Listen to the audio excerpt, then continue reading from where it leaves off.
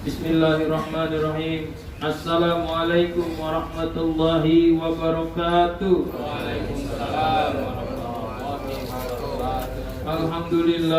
Alhamdulillahi rabbil alamin. Allahumma salli ala Sayyidina Muhammadin wa ala alihi wa sahbihi ajma'in. Amma ba'du. Jamaah sidang salat zuhur yang dirahmati Allah Subhanahu wa taala, mari kita sama-sama kembali menguatkan niat kita, tekad kita untuk mempersiapkan diri menyambut bulan suci Ramadan. Mudah-mudahan niat kita serta upaya kita untuk terus mendapatkan ilmunya benar-benar Allah berikan hidayah dan taufik untuk kita bisa lebih baik lagi menjadikan Ramadan tahun ini. Insya Allah. Ada sebuah hadis di mana ketika para sahabat dan Rasulullah selesai perang Badar, perang yang besar, jumlah kaum muslimin 313, sementara jumlah orang kafir 1000. Jadi hampir 3 kali lipat jumlah musuh, dengan perlengkapan senjata, kendaraan yang jauh lebih daripada kaum muslimin. Lalu setelah perang dalam keadaan yang luka-luka, yang sahabat begitu terkesan dengan perang itu, sambil bercerita luar biasa perang tadi, gitulah dalam perjalanan pulang. Lalu Rasulullah menyela pembicaraan para sahabat tentang perang Badar dengan sebuah hadis, raja'tum minal jihadil asghar ilal jihadil akbar. Faqila wa ma jihadul akbar ya Rasulullah? Faqala jihadun nafs. Kalian telah pulang dari sebuah pertempuran kecil menuju pertempuran besar. Lantas sahabat bertanya, apakah pertempuran akbar yang lebih besar dari ini ya Rasulullah? Rasul menjawab, peperangan melawan hawa nafsu, jihad melawan hawa nafsu. Jadi sahabat kaget, perang Badar yang sudah begitu hebatnya, yang sudah perang besarnya, kata Rasulullah masih dibilang perang asgor, masih dibilang perang kecil. Dan ada perang yang lebih besar, yaitu jihadun nafs, perang melawan hawa nafsu. Jamaah dimuliakan Allah, ternyata memang benar perang melawan orang kafir itu pertama orang kafirnya harus dikejar dulu, harus didatangi dulu, atau orang kafir yang mendatangi kita. Tapi kalau perang nafsu tidak nunggu momen, tidak nunggu datang atau didatangi dulu, setiap saat nafsu itu selalu ada. Dan kalau melawan orang kafir jelas sekali musuhnya, jelas sekali wujudnya. Kita bisa dengan dari depan belakang, dengan pedang, dengan apa alat yang bisa kita lakukan. Tapi kalau perang nafsu terkadang nggak jelas, dan ini yang harus diperangi justru. Makanya kadang-kadang orang itu berbuat salah masih merasa dirinya benar. Udah diingetin, udah dibilangin masih ngotot. Apa yang salah dari itu? Itulah nafsu.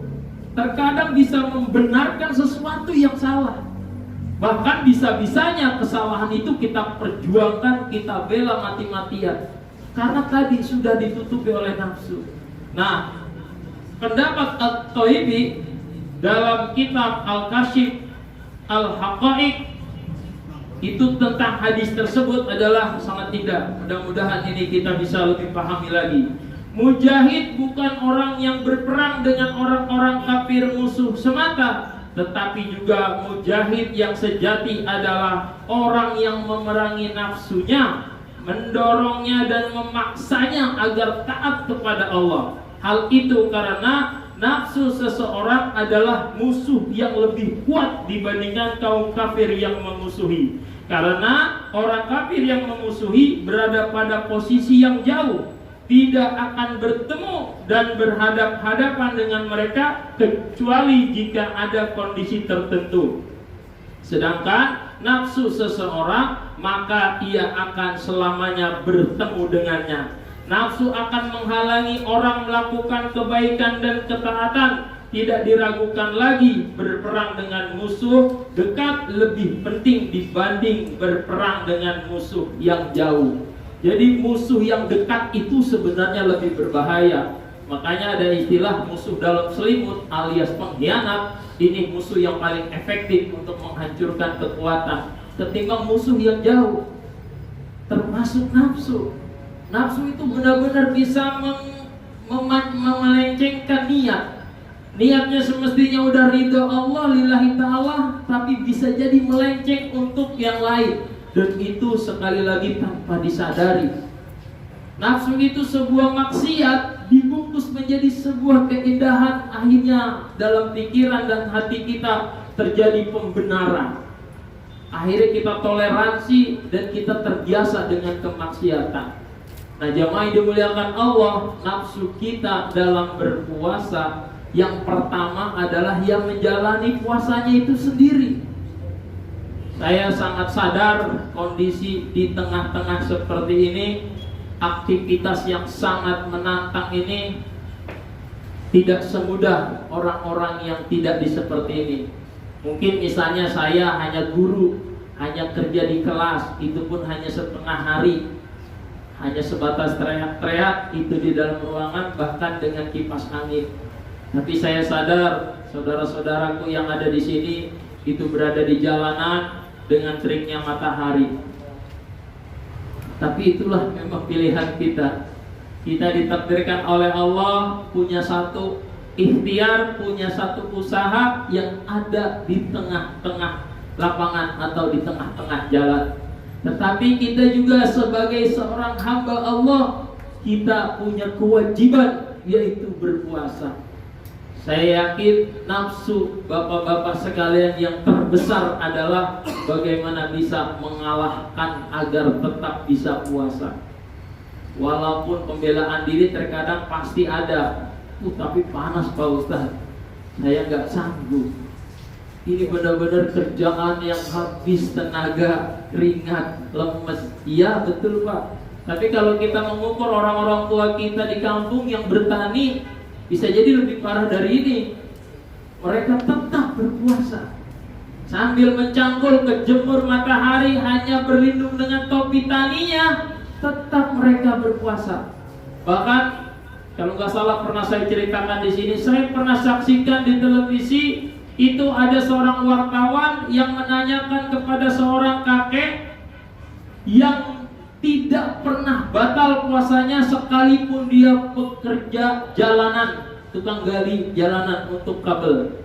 Jadi di terik matahari dia didatangi wartawan, mohon maaf kek, kami dengar kakek puasanya tidak pernah batal sekalipun dengan pekerjaan yang sebegitu capeknya.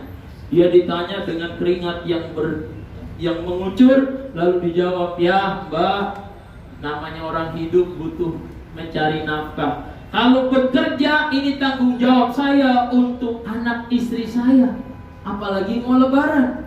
Tapi kalau puasa tanggung jawab saya kepada Tuhan saya. Kalau saya tidak kerja, anak istri saya tidak makan. Tapi kalau saya tidak puasa, Tuhan saya bisa murka dan tidak selamatlah akhirat saya. Maka bekerja tetap jalan, puasa pun tetap jalan. Nah jemaah, inilah nafsu yang terbesar harus kita kalahkan. Pertama puasanya itu sendiri. Insya Allah besok-besok kita akan bahas lagi nafsu-nafsu yang lain dalam menjalankan puasa yang dikatakan jihad yang paling besar. Mudah-mudahan kita termasuk orang yang dikuatkan oleh Allah untuk bisa mengalahkan nafsu kita, musuh terbesar kita. Amin ya rabbal alamin. Subhanakallahumma wa bihamdika asyhadu an la ilaha illa anta astaghfiruka wa atubu ilaik. Assalamualaikum warahmatullahi wabarakatuh.